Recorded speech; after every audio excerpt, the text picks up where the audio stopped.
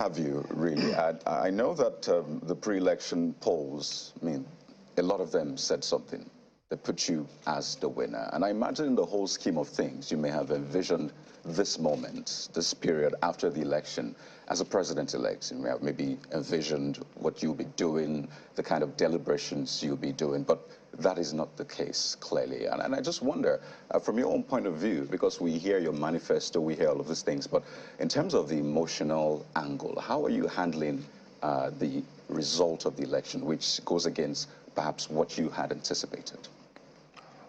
Well, for me, is when you go into a competition, especially in a transactional country as Nigeria, you expect all sorts. And whatever the outcome, the most important thing is to stay on course. And for me, I'm on course on this because we've seen probably what I consider the worst election in our recent history because of the electoral law of 2022, which gave so much hope, and the huge expenditure we put into technology. You know what it means, spending over $1 billion, 400-something billion. So there was so much that was promised. And then we went back to where we used to be. For me, that is very, very devastating. That a country as big as Nigeria, the giant of Africa, and supposedly a nation that should be celebrated globally, 63 years after independence, cannot conduct a simple election, just election. That's how I feel. But for me, the struggle is on. We must reverse this situation. So are you hurt? Are you saddened? Do you have hope? I just want to understand your mental state now. I'm not hurt personally. I'm not saddened personally. But I am for my country and the future. It pertains for the young ones and the future generation. Because we can't go on this way. It must be a better place. We must bequeath them a better place. It is about the future of the society. We have, my generation will say, we've lost it. But we must build a better place for them. And that building the better place is why I'm saddened. Because a simple thing as conducting an election. I can assure anybody that if today I'm in service, Nigeria will not spend near what was spent, and we'll have a first-class election that will be celebrated globally.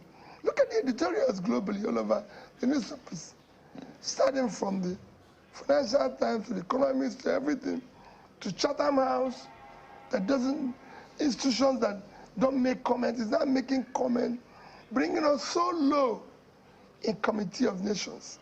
Even one of the rating agencies downgraded our rating. Already a junk rating. Why bring us that low again? Which of the ratings do you refer to? Let me remember. I'll remember it because of this, because I have quite a number of them. Okay, I just also want to understand, because this is not your first time participating in elections. I mean, you participated in governorship, you've been a running mate, and a lot of people have spoken about previous elections. You think that this is the worst in the country's recent history? Yes, it is the worst because of, like I said, remember, I said because of the law, the 2022 law, that gave so much hope when it was passed, because all those loopholes and difficulties we used to have were taken care of. And then again, we invested in technology, which was supposed to make it seamless. And that was so much noise of from polling booth to server, and everybody would see it globally, and we advertised it. Go and look at the speech of the APC presidential candidate at Chatham House. Go and look at my own speech. Go and look at the speech of the INEC chairman in Chatham. Everybody paid so much emphasis on the law and the technology. In fact, the APC presidential candidate said that the winner, that the BVAS is evolutionary, that the winner of next election requires an overwhelming mandate of the people to have the courage to be able to do the right things for the country. I said the same thing. And the chairman of INEC said it will be there for the world to watch, that they can watch it from there. I mean, what else do you expect, guy? When you promise so much, and you didn't even meet the minimum. Mr. Obi, that's still the bone of contention here. I know that the national chairman of your party had seemingly passed a vote of no confidence on INEC. And INEC has painstakingly, through television appearances and press briefings, reassured that it has nothing to hide and that it will make documents available. Following all of those efforts by INEC, are you satisfied now? Have you been granted access to inspect the information on the BVAS machines used for the presidential election? Well, it's not a chairman of our party that passed vote of no confidence. Nigerians have. It's not chairman of our party. Everybody, including you, I'm sure, have vote of no confidence in them. You might not say it here. I mean, you can't be so sure of Mr. Everybody, I'm definitely sure you could see it. Whenever there's an election announced globally, what it does is that it uplifts the rating, the status of that society. But every newspaper, I mean, go and read the Punch editorial on Sunday. And this editorial, we have never happened before where we have banned editorial globally and internally, where people are saddened. Go to the airport. If you're not sure, but just when you finish this program, go out on the street and ask people, how do you feel? And they'll tell you. So Nigerians have passed vote of no confidence, not the chairman of Labour Party. An issue of BVAS and everything, we have legally, within the law, approached INEC requesting to inspect the materials on which they conducted the election. And I believe they are cooperating. Even when they said they will reconfigure, they've said they are going to put it at the back-end server so that we'll be able, after the election. And for me, we don't want to disrupt the process, electoral process that is ongoing. We want to do things in an organized manner, because at the end of the day, it's our country. But have you been granted that unfettered access now? It's just 2 days to... Yes, we've been granted that, but you know they're going to do elections, so they said when they finish the election, they'll give us the ABC, which for me is okay. Okay. Let them do whatever they want to do so that we can have, you know, and I pray that this one become better than the last one. Still on the election, it was a shocker that you won Lagos. And not one, at least I've heard two members of your party say that the votes that went to the Labour Party from Lagos during the presidential election actually was about 900,000. And I'm just wondering how believable that is, you know, if the accredited number of accredited voters is 1.347 million, and you know, what went to the presidential candidate of the APC, who, by the way, is also very popular in Lagos, is 572,606 votes. How possible is it that you would have secured about 900,000 votes in Lagos? So what would have gone to the presidential candidate of the APC? I can assure you that the position announced by INEC is false. It's not wrong. I don't know exactly what it would have been, but I can show you. But you have your results. Our votes are far more than that. These are not issue of contention, which I don't intend to say there, but our figures are far more than that. Because the matter is in court. And its matter is in court, so I'll leave it at that. What did we do? Because we campaigned and told the people the right things. And remember, my watchword is go and verify whatever I'm telling you. You can only draw from the past. We campaigned told the people the truth, nothing but the truth. And they know that from our past, what we are promising, we're going to do. We wanted to build a new Nigeria where this Lagos will be a place and a financial center, not just for Africa, but come probably the Middle East. We need a place that we use to drive the change of Africa in terms of finance. And I'm part of that world. And the same thing is what we have done all over Nigeria. Because we have, the North would have been something where you have engine of pulling people out of poverty due to massive agricultural production that will lead to industry, that will lead to exports. The East would have been a place, you can say, also of industries, I imagine, exporting also products, again, through the Port Harcourt, Akwa Ibom, Warriors, and you're doing the same thing here in Lagos. This country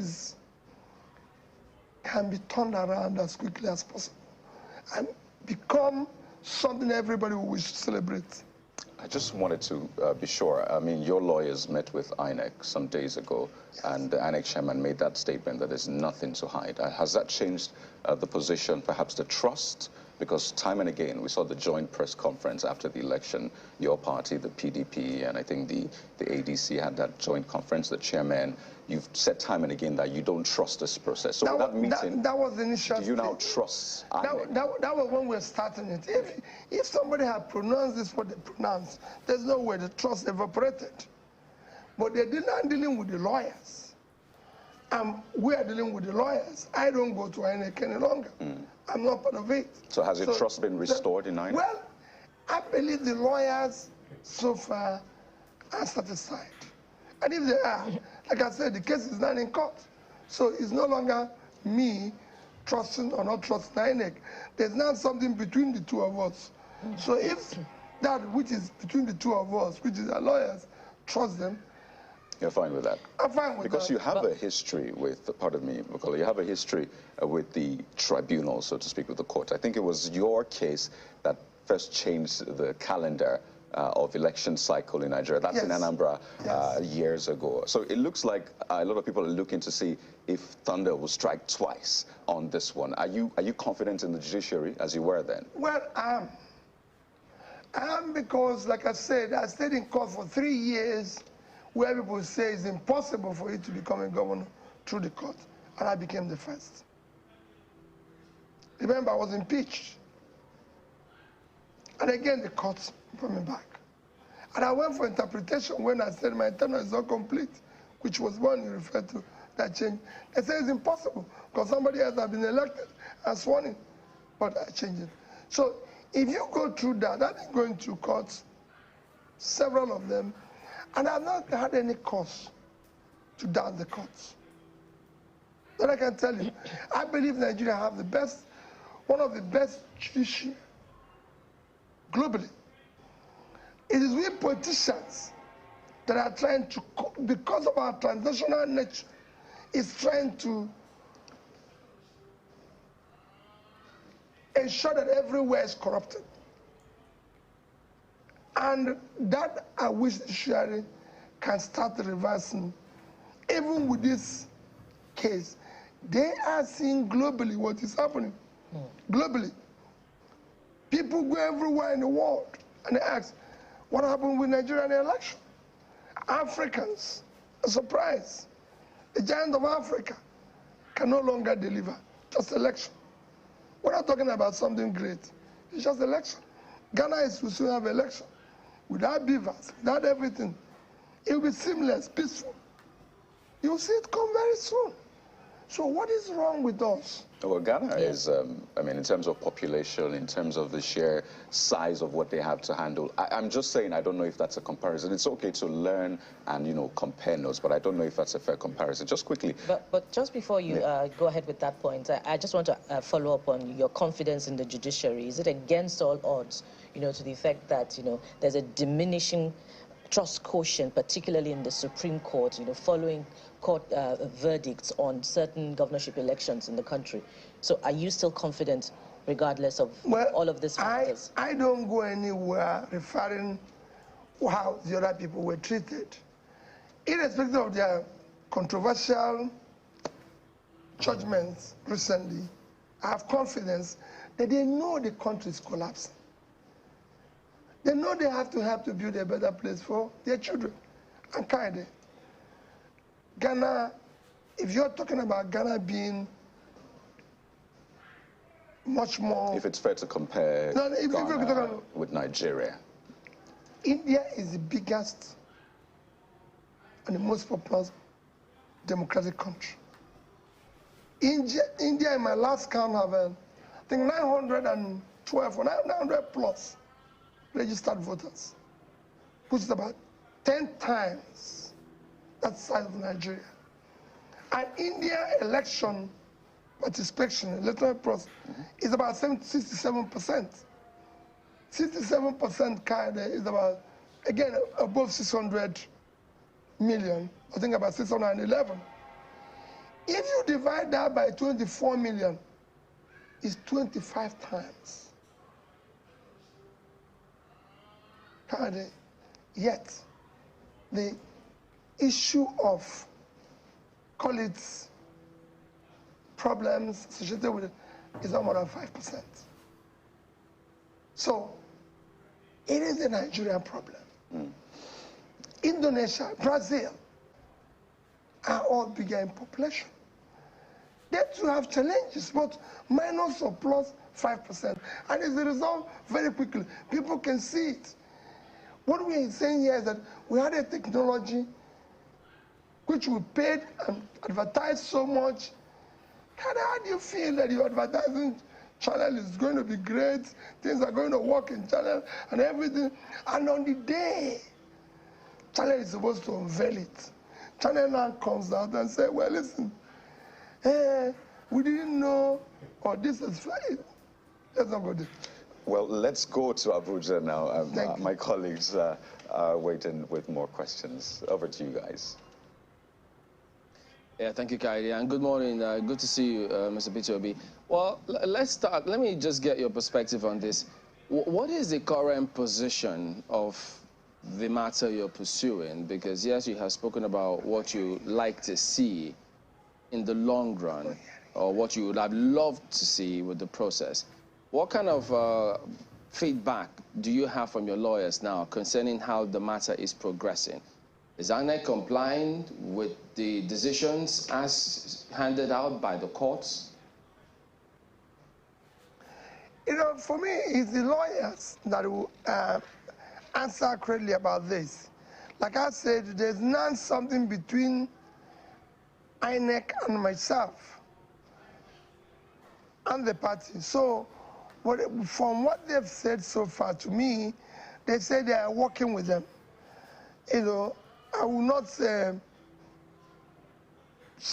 well, yes or no. But if the lawyers say they're working with them, that means they're working with them. And that I'm okay with. Okay, Mr. Peter Obi, good morning. I'd like to ask you, what key element would you say is the singular factor, or will I say if there are multiple factors, what would you say really stand out for you that make these elections the worst, as you have described them to be? Well, the issue of the so-called beavers, which have changed to basic value acceptable.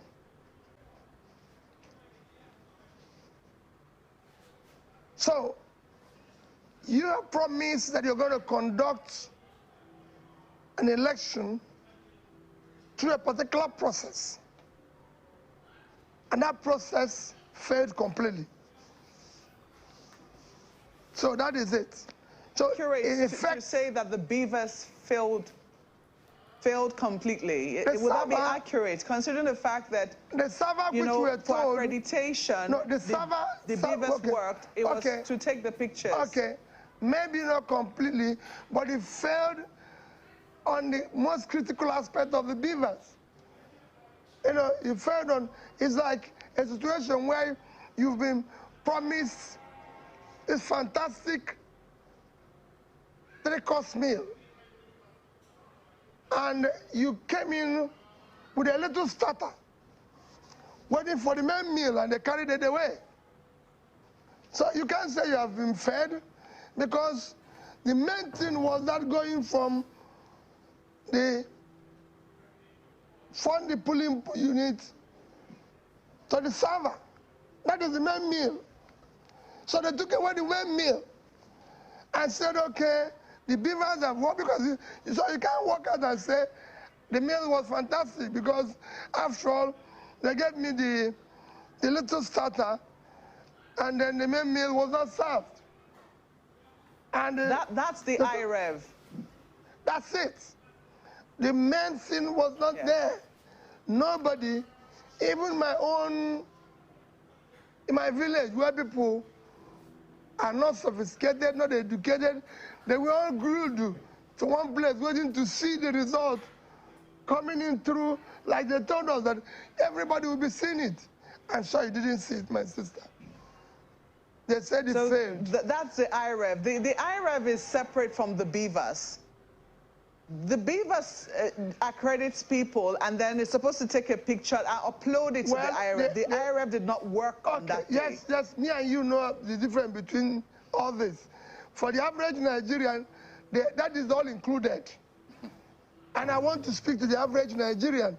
What they've sold us, whether it's IRF, whether it's the IRA, what they told us is the beavers is from this to this.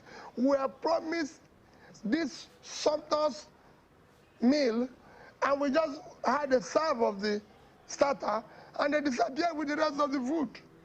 So we didn't. That is the worst lunch we have had. I've had to make that clarification, because you know that the beavers is also going to be used again in this governorship elections, and a lot of people might be imagining that that exactly was the instrument of fraud, and maybe might be reluctant to use it, or might be reluctant to come out. But the IREV was, you know, where people are already reluctant, and I'm very happy for how you have. Thank you. How you described it. But you know, moving beyond that, might not come out. You know, we're pushing them now. Yes, we're begging them to have faith and come out. Exactly. So I know as a result of that, you've been going around a number of states. I mean, you've given speeches, you've done a few thank you visits around a number of states to thank your supporters for their votes on the day of the presidential election. And I think yesterday you were in Jos, in Plateau State. I don't know where you're going next. I don't even know how you're doing it, because you were in Jos and now you're in a different location entirely.